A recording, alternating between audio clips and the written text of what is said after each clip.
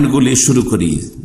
জামাত ইসলামের সাথে এর সাথে ইখওয়ানীদেরকেও লাগিয়ে নেন, কারণ একই আকীদা একই মানহাজের লোক জামাত ইসলামীরা। জামাত ইসলামী এই জামাতটি হচ্ছে ভারত, বাংলাদেশ, পাকিস্তানের, আর ইখওয়ানুল মুসলিমিন এই জামাতটি হচ্ছে মিশর, সুদান, আরব দেশগুলির। জি হ্যাঁ, দুটোর আকীদা মানহাজ একই রকমের, কোনো পার্থক্য নেই। নামের পার্থক্য, নেতৃত্বের পার্থক্য রয়েছে, কিন্তু তাদের লক্ষ্য, উদ্দেশ্য, আকীদা, মানহাজ সবই এক। সুতরাং আমাদের আলোচনা এই দুটো জামাতকে সামিল, যেই জামাতে অনেক বিভ্রান্তি রয়েছে, অনেক আকীদা এবং মানহাজগত ভুল ভ্রান্তি রয়েছে। প্রথম যে বিষয়টি আকীদাগত ইখতিলাফগুলি বলি, সালাফে সালেহিনদের সাথে এবং সালাফি মানহাজের ওলামাদের সাথে। এক নম্বর হচ্ছে যে জামাত ইসলামের কাছে সবচেয়ে বড় ইবাদত এবং সবচেয়ে বড় ফরজ কি, আর ওলামায়ে সালাফে সালেহিনের মানহাজের ওলামায়ে কেরামদের কাছে সবচেয়ে বড় ফরজ কি? বলুন আপনার কাছে, একজন আপনি সালাফের অনুসারী মানুষ, সবচেয়ে বড় ফরজ কি? আকবর ওয়াজিব, সবচেয়ে বড় ফরজ হচ্ছে তাওহীদ প্রতিষ্ঠা করা। আর তাওহীদ যে তিন প্রকার, তার মধ্যে তাওহীদের রুবুবিয়ত, আসমা সিফাত, এগুলি কাফেররা মানত, যদিও আসমা সিফাতে কিন্তু ভ্রষ্টতা ছিল, কিন্তু তাওহীদের রুবুবিয়ত, আল্লাহ রব, সৃষ্টিকর্তা, এগুলো মানত। তাওহীদে উলুহিয়াতে, ইবাদতে সমস্যা ছিল, তাই না? মুশরিকদের বিশেষ করে তাওহীদুল উলুহিয়া, তাওহীদুল ইবাদা সবচেয়ে বড় ফরজ। আর যেটা নিয়ে দ্বন্দ্ব কাফেরদের সাথে ছিল ইসলামের, সেই জন্য আল্লাহ রাব্বুল আলামিন মক্কার মুশরিকদেরকে হেদায়েতের জন্য তাওহীদুল উলুহিয়াত, ইবাদতের শিক্ষা দেওয়ার জন্য এবং তাওহীদের শিক্ষা দিয়ে তাদের শিরক মুক্ত করার জন্য শিরক ফিল উলুহিয়া রাসূলুল্লাহ সাল্লাল্লাহু আলাইহি ওয়াসাল্লামকে প্রেরণ করেছে, শেষ রাসূলকে পাঠিয়েছেন। যেমন তেমন বিষয় নয়, সবচেয়ে বড় ফরজ হচ্ছে কি? তাওহীদ। কিন্তু জামাত ইসলামীদের কাছে, মওদুদের কাছে সবচাইতে বড় ফরজ হচ্ছে ইকামতের দিন। একামতের মানে আল হুকম, একামতের দিন মানে তাদের কাছে একামতের দিন মানে তাওহীদ নয়। আবার এখানেই কিন্তু একামতের দিনের ব্যাখ্যাতে দুদিকে চলে যাচ্ছে। সালাফি ওলামারা যাচ্ছে একামতের দিন মানে তাওহীদ, আর ওরা বলছে একামতের দিন মানে আল হুকম, রাষ্ট্রীয় ক্ষমতা, রাষ্ট্রীয় ক্ষমতা হাসিল করা।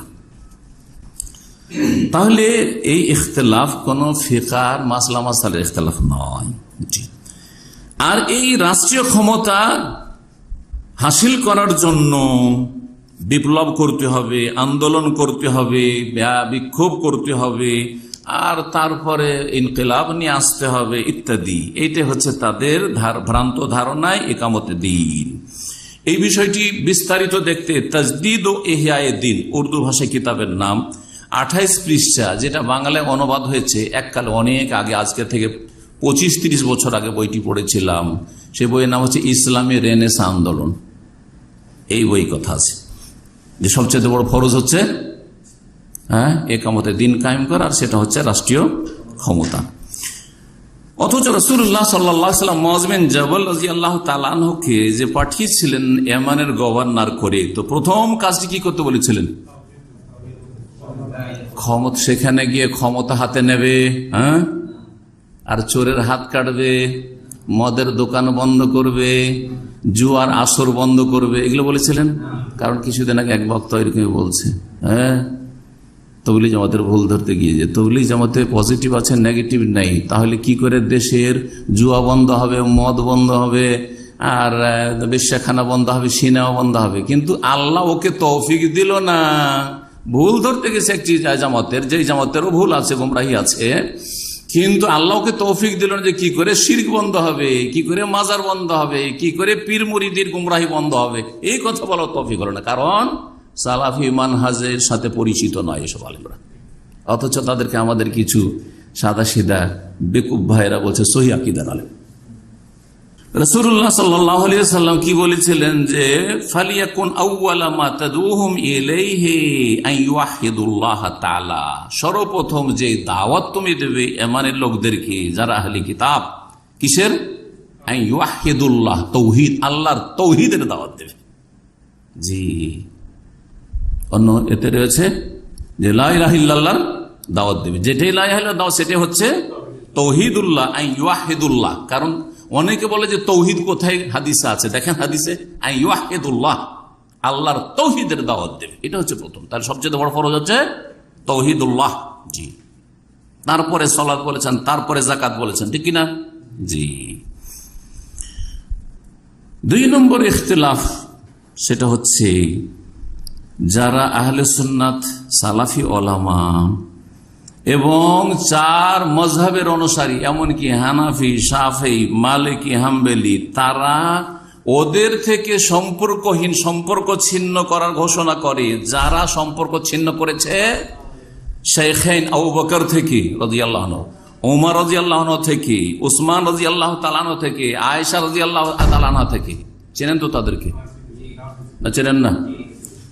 যারা 3 খলিফা আবু বকর, ওমর, উসমান, আয়েশা রাদিয়াল্লাহু বিশেষভাবে, আর অধিকাংশ সাহাবায়ে কেরাম মাত্র কয়েকজন ছাড়া তাদের সাথে সম্পর্ক ছেদ করেছে। এরা রাফেজি শিয়া কিনা? এ হুসির আর ইরানিরা কিনা? হ্যাঁ,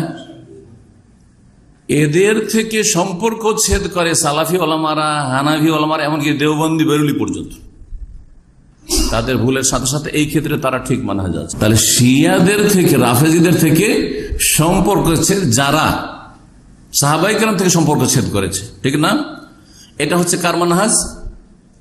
এই উম্মতের আহলে সুন্নাত ওয়াল জামাত, এমনকি 4 মাযহাবের অনুসারী যারা আহলে সুন্নাত ওয়াল জামাত, তাদেরও, এমনকি তাদের মধ্যে যারা আহলে বিদআত রয়েছে ভারত উপমহাদেশে, তাদেরও অন্তত এইটা ঠিক আছে। কিন্তু জামাত ইসলামী আর ইখওয়ানিরা একেবারে এর বিপরীত। তাদের বন্ধুত্ব ইরানের রাফেজিদের সাথে, ইসনা আশারিয়াদের সাথে। তাদেরকে বলে যে আমার সাথে সরাসরি কথা, জামাত ইসলামের বড় বড় রুকুনদের সাথে বলছে যে আপনি ইরানকে এত খারাপ কেন বলছেন? আমাদের সাথে ওদের পার্থক্য তো হচ্ছে শুধু ফেকার পার্থক্য। আমরা হানাফি ফেকা মানি, বা কেউ শাফি ফেকা মানি, আর ওরা মানে জাফরি ফেকা। কি গুমরাহিতে রয়েছে! ফিকহে জাফরি মানে কোনো পার্থক্য নেই। হানাফি, শাফি, মালিকি, হাম্বলি যেমন 4টা মযহাবই হক, আর 4টাতে কিছু ইজতিহাদি ভুল ভ্রান্তি আছে, কিন্তু হক মযহাব, এতে কোনো সন্দেহ নেই। ঠিক তেমনই নাকি জাফরি মযহাব, যেটা শিরক বিদআতের সমষ্টি। এটা হচ্ছে জামাত ইসলামের কথা।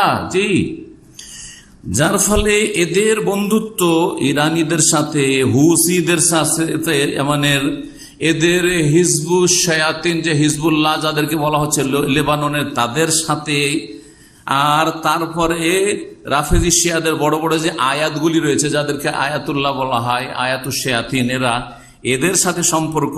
এবং খোমেনি যখন বিপ্লব নিয়ে আসলো, রাফেজি শিয়া বিপ্লব ইরানে, তখন অভিনন্দন জানাতে সর্বপ্রথম একবার স্পেশাল ফ্লাইটে মাওলানা মওদুদি নিজে এসেছে পাকিস্তান থেকে, জামাত ইসলামের বড় বড় রুকুনদেরকে নিয়ে। সেই যুগে যখন অখণ্ড পাকিস্তান ছিল, পূর্ব পাকিস্তান, পশ্চিম পাকিস্তান, তাতে বাংলাদেশের বড় বড় সেই যুগে জামাত ইসলামী তারা ছিল, যারা অভিনন্দন জানাতে এসছে, মোবারকবাদ জানাতে এসছে রাফেজি শিয়া সাহাবায়ে কেরামদের দুশ্মনকে। যেই খোমেনি তার ইসলামিক গভর্নমেন্ট কিতাবে লিখেছে যে এই মুসলিম জাতির ঝগড়া এবং ফিতনার মূল হচ্ছে আবু বকর, উমর।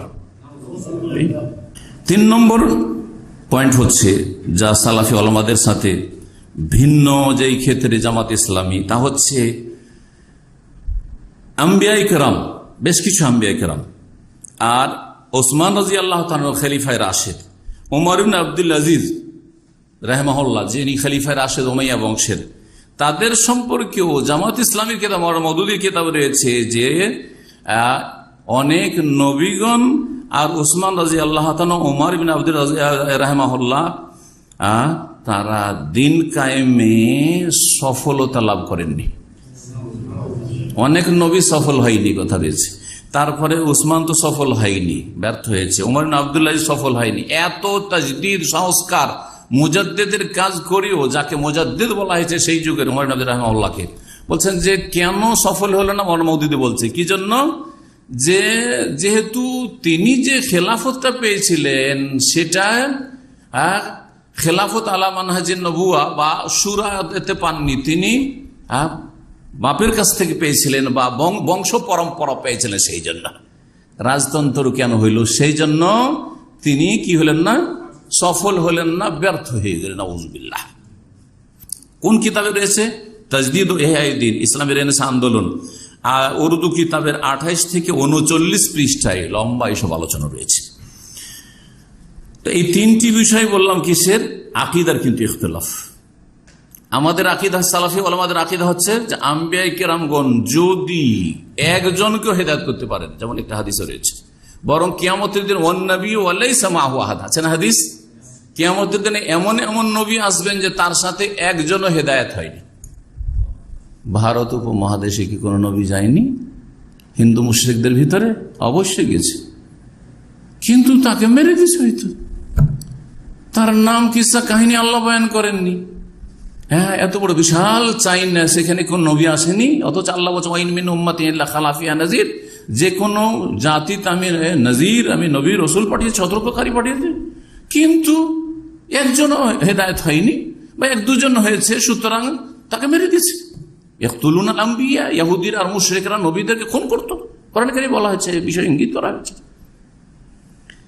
তারপরেও প্রত্যেক নবী এখলাসের সাথে, এখলাসে কোনো ত্রুটি ছিল না, এবং যা দায়িত্ব ন্যস্ত করা হয়েছে দায়িত্ব ঠিকভাবে পালন করেছেন। কেউ হেদায়েত হইল না হইল, কিন্তু আল্লাহর কথা পৌঁছিয়ে দিয়েছেন, এটা হচ্ছে সবচেয়ে বড় সফলতা।